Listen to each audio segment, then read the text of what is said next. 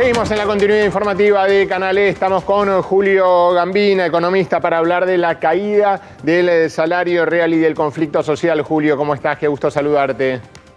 ¿Qué tal? Buen día. Tanto tiempo. Anduviste de vacaciones. No nos cruzamos por lo menos por la señal. Pero buscando informaciones, siempre. Buscando ahí información de lo que va a pasar. En este caso, esta semana, ¿no? Las perspectivas que se vienen para esta semana, donde, a ver, lo que tenés es un escenario financiero, ¿no? Vamos a ponerlo en negrita, con mayúscula y subrayado. Un escenario financiero que demuestra una pax cambiaria, una gran estabilidad, achicándose la brecha cambiaria, un déficit fiscal primario ya solucionado, teniendo superávit, con lo cual, por ahí, en ese lado, ¿no? En ese lado se ve todo que pareciera estar bien. Ahora, ¿cómo está en el otro lado, no? Mirá, paz de los cementerios, Mariano, porque, claro, son números forzados. Si vos no pagás tus cuentas, vos a fin de mes decís, che, tuve superávit, hasta tuve capacidad de ahorro, me pude comprar unos dólares, pero claro, no le pagaste lo que debes al verdurero, al carnicero, no pagaste la luz y aprovechás que no te la cortan. Bueno, digamos que los números son para discutir. Permitime hacer un paréntesis acá. Desde el gobierno, cuando le dicen eso, dicen, bueno, antes pasaba lo mismo, ¿no? No es que, que antes le pagaban, antes pasaba lo mismo y había déficit, ¿no? Estamos menos mal que antes, al menos en las cuentas, ¿no? Yo te diría que estábamos mal y ahora estamos peor. Y en el tema que anunciaste, Mariano, el tema es delicado porque cuando se dice cayó el salario, en realidad lo que pierde el salario o las jubilaciones o los planes sociales se lo apropia otro. No es que todos perdemos.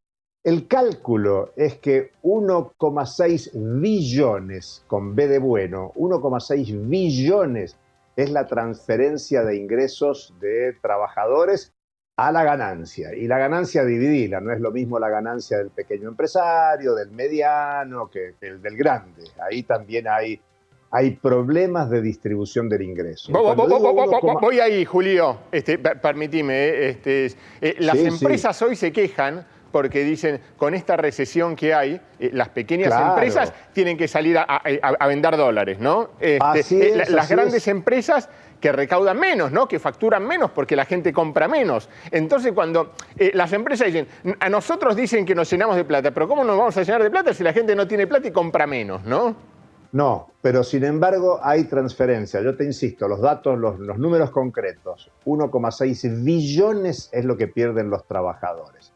Ese 1,6 billones se divide en 1,100 billones que pierden de bolsillo los trabajadores y el resto es lo que pierde la recaudación tributaria previsional, es lo que pierde el sistema de salud, es lo que pierden los sindicatos, porque vos sabés que los sindicatos reciben un aporte en función de lo que cobran los trabajadores, las trabajadoras, y por lo tanto esa pérdida conjunta del sistema fiscal, del sistema de salud y de los propios sindicatos, más lo que pierden de bolsillo los trabajadores, es una cifra que se transfiere. Y decís bien vos, hay un impacto de la recesión, porque hay menos capacidad de consumo, al conjunto de la economía, pero no todo el conjunto de la economía lo recibe de la misma manera.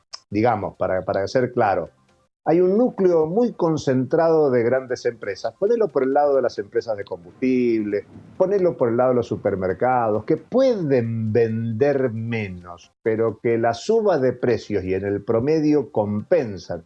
No cualquiera puede aumentar los precios en la economía argentina. O sea que hay una parte de la población o una parte de los actores económicos, sean de capitales locales o de capitales extranjeros, que pueden incrementar los precios y al incrementar los precios equilibran las cuentas. Claro, todos preferimos que haya crecimiento económico. Incluso uno puede discutir qué tipo de crecimiento económico sería el necesario. Pero el crecimiento económico favorece ganancias, el crecimiento económico favorece empleo, favorece salario. No es lo que está aconteciendo con el nivel de actividad. Pero si vos mirás los datos del crecimiento de la economía en el mediano largo plazo, últimos 4 años, últimos 8 años, el crecimiento de la actividad económica ha ido por encima de los ingresos populares. Yo insisto, digo ingresos populares porque ahí involucro salarios, jubilaciones, planes sociales, y me parece que eso es importante porque la mayoría de la población vive de esos ingresos populares. Incluso el dato que anticipa estos días la Universidad Católica, equiparando el nivel de pobreza al nivel de pobreza de comienzos del 2002, 57% de pobreza, bueno, iguala la situación de ingresos populares de la Argentina de hoy con la que había en el 2001-2002. Por caso, las jubilaciones. Por caso, el salario mínimo vital y móvil. Viste que el gobierno, bueno, no hubo acuerdo en el Consejo del Salario la semana pasada, pero ya está difundiéndose que conoceríamos en las próximas horas un decreto de incremento del salario mínimo, no en el 85% que pedían las centrales sindicales, CGT, las CTAs, sino un 30%. Es decir, que en vez de 288.000 que pedían las centrales sindicales, estaríamos en algo así como 202.000 mensuales, ojo, a partir de marzo. Claro. Y por lo tanto, bueno, Julio, este es un buen punto, ¿no? Porque vos hacés hincapié que las empresas, y es algo que se ve, ¿no? Que incrementan, muchas monopólicas, que incrementaron muchísimo sus precios. Lo que ellas aducen es que se nos incrementaron mucho los costos, ¿no? Paritarias muy altas, costos de servicios también que se fueron mucho. Entonces, si bien ellos incrementaron mucho los precios, también se le incrementaron mucho los costos, con lo cual la utilidad que tienen tampoco es tan grande al bajarle mucho el volumen, ¿no? Pero los costos, Mariano, el costo laboral, jamás puede ser considerado, yo te diría, ni en la Argentina ni en el mundo, como efecto de disminución de la rentabilidad. Y la prueba son los datos que te doy. Si vos mirás la estadística del INDEC de distribución del ingreso, vos ves que en los últimos años el crecimiento económico no se distribuyó igual entre salarios y ganancias, sino que se distribuyó más para el lado de la ganancia y en detrimento del salario. Son los datos oficiales del INDEC, se pueden discutir las metodologías, pero eso es lo que acontece. E incluso, te diría, en la lógica de libertad de mercado, en la que yo no creo, pero tomemos la lógica de libertad de mercado. ¿De qué forma tienen las trabajadoras y los trabajadores para intervenir libremente en el mercado? Es su presión para aumentar sus ingresos. Es tan legítimo que un empresario quiera aumentar sus ingresos como un trabajador o una trabajadora. Y, por ejemplo, tenés el caso de los docentes, que se niega la paritaria. No son los únicos trabajadores que no tienen paritaria en la Argentina. Entonces, si no hay negociación paritaria, donde bajo la lógica de la libertad, los trabajadores hagan sus planteos, el caso del Consejo del Salario Mínimo fue claro. Los sindicatos llevaron la posición de un incremento del 85%. ¿Qué dijeron las patronales presentes en el Consejo del Salario? No. O sea, no hicieron una contrapropuesta. No dijeron, bueno, ustedes piden el 85, nosotros ofrecemos, qué sé yo, no sé, lo que quieran. Poner el 30 que está diciendo ahora el gobierno. Y a partir de una negociación llegar a un acuerdo, porque eso es negociar. Entonces queda claro, me parece, en términos ideológicos, políticos, conceptuales, que hay libertad para algunos y para otros hay restricción. Si vos le quitas al trabajador su capacidad de negociar en paritaria, bueno, lo que te queda es el conflicto social, por eso la huelga o el paro está ahí latente. Después podemos discutir qué tan fuerte fue el paro del 24 de enero, pero en plenas vacaciones, en pleno verano, tuviste un paro y movilización que fue un condicionante para que en el Parlamento, en extraordinaria, se discutiera, se aprobara o no se aprobara, sí en general, no en particular la ley ómnibus.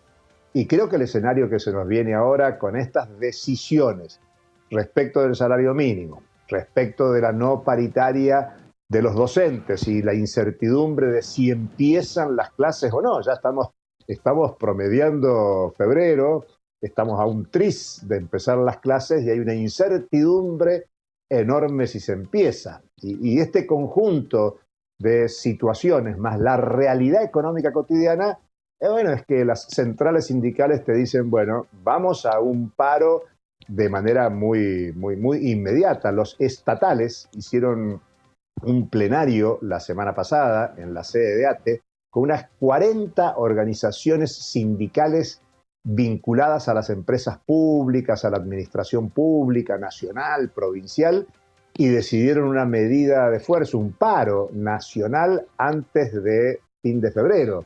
Y eso puede empatar, combinar con decisiones que tomen las centrales vinculadas al sector privado. Bueno, de hecho tenemos esta semana un paro de trenes y el tren es un tema muy importante en el tema del transporte, tiene mucho impacto social.